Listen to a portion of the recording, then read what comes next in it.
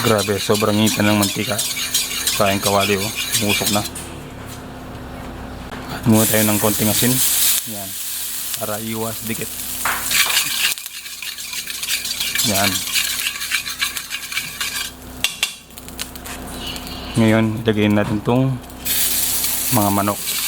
Chicken wings at chicken thigh po yan. Yan. Garlic lang po natin.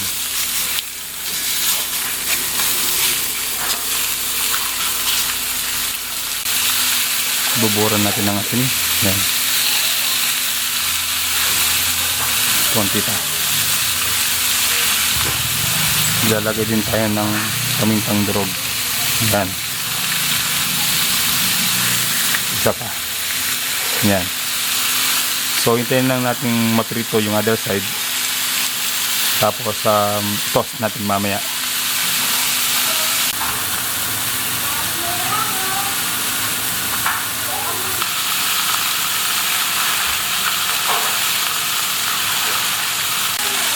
Ayan, pagkatapos ng 3 minuto, i-toast na natin. Ano?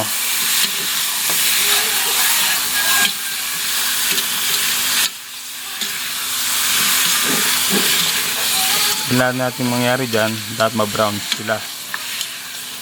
Yan. At lumabas ang sariling mantika. Ang purpose natin dito ay lumabas yung sariling mantika ng manok. At medyo maging brown na sila. Yan, no? Naging non-stick na po yung natin. Yung kawali. Kasi lumabas na yung mantika ng manok. So maghintay pa tayo ng mga ilang sandali para completely brown yung manok natin. Kung titignan po natin, brown na po ang ating mga manok. So ibig sabihin, lumabas na po ang lasa niya at nag-render na po siya ng mantika. Yan, no? Ngayon, lagyan natin sa gilid ng konti. Tapos magigisa na tayo ng bawang. Ito yung bawang, maraming bawang kasi adobo yan, eh.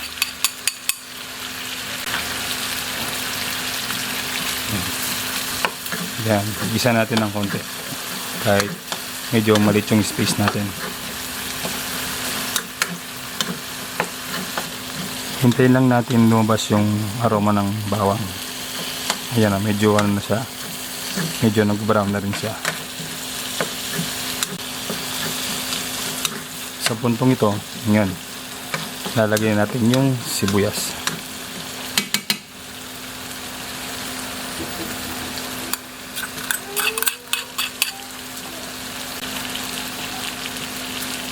Ngayon, haluin na natin. Yan, no? Grabe, sarap mga amoy.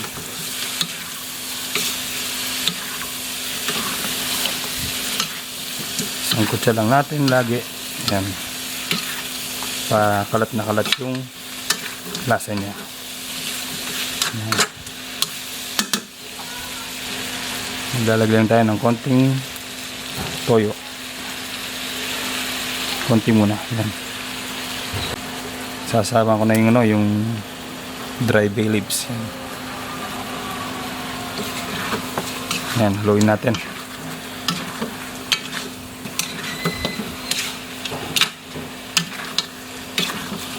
So yung apoy natin ngayon nasa high heat po. Yan. Kapag well blended na siya, tatakpan natin siya mamaya. Yan. Ayusin natin. Takpan natin ng mga 3 to 5 minutes sa mahinang apoy. Yan. Check na natin after 3 minutes. Yan, oh. Sarap ng amoy, grabe, oh. Sarap niyan. Pakita ko lang po sa inyo kung gaano po kasarap ng adobo natin. Panimula pa lang yan, lumabas ng mantika niya. Sarap simutin yan mamaya, grabe. Susunod nating step ay maglalagay tayo ng tubig para palambutin yung manok natin. Yan, konti lang. Tapos haluin ng konti.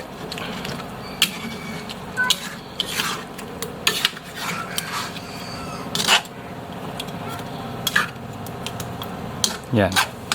So ilalagay lang natin sa may ng apoy. Parang kumbaga slow cook lang po siya. Tapos takpan natin.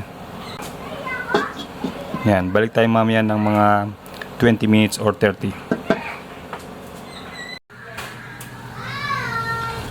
Check na po natin after 30 minutes. Yan. Pakita ko lang po sa inyo. Yan no, sarap ng amoy, grabe. Ang sarap niya no. Tingnan niyo po. Medyo lumabas na po yung mantika niya. Kung titingnan niyo po, nagmamantika na po siya. Next step muna natin, ilalagay na po natin itong natitirang toyo. Yan. Maglalagay din po tayo ng oyster sauce. Sigurado panalo yung lasa nito. Yan. Simutin po natin. Panalo po yan. Reno liver spread. Hindi po yan no, sponsor. Pero yan po yung gamit ko.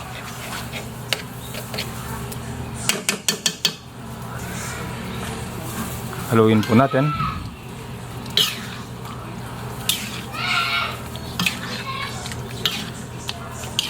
Grabe ang sarap po.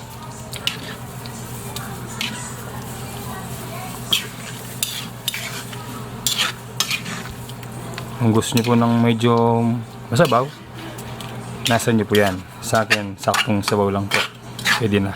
Pagkita lang po sa closer look yung niluluto natin para ma-appreciate nyo po.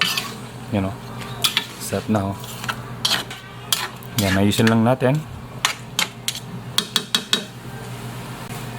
Dagdag tayo ng konting tubig.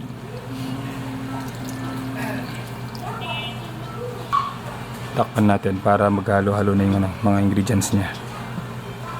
Balik po tayo after 3 minutes. Ayan, after 3 minutes, yan, kumukulo na po siya. Last and final step natin, maglalagay po tayo ng suka. Ayan.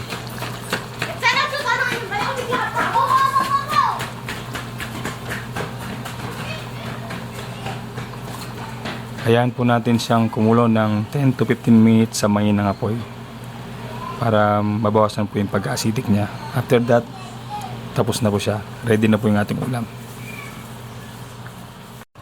Ayan, tignan niyo po. After 15 minutes, grabe. Ang sarap ng itsura niya.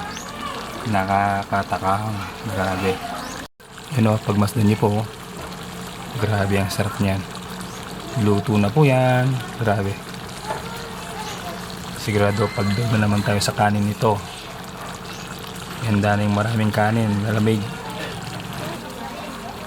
Yan. Haluin po natin ang dahan-dahan.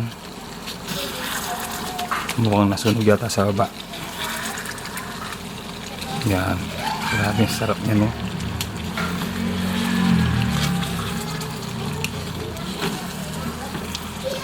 Sana nag-enjoy po kayo sa aming recipe.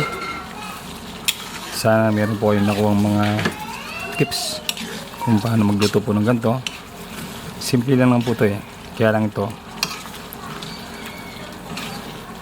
tuyo. Medyo tuyo pong ano ito, adobo na recipe. Yan, pakita ko lang po sa inyo yung closer look ng salsa niya. Yun o.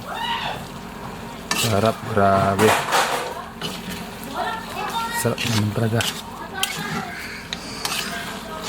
Sana na-enjoy nyo po itong recipe namin. Maraming salamat po. Ingat ko po lagi. Kung hindi pa kayo nag-subscribe, subscribe na po kayo. Tapos mag-comment na rin po kayo. Maraming salamat po. Ingat po. God bless you po.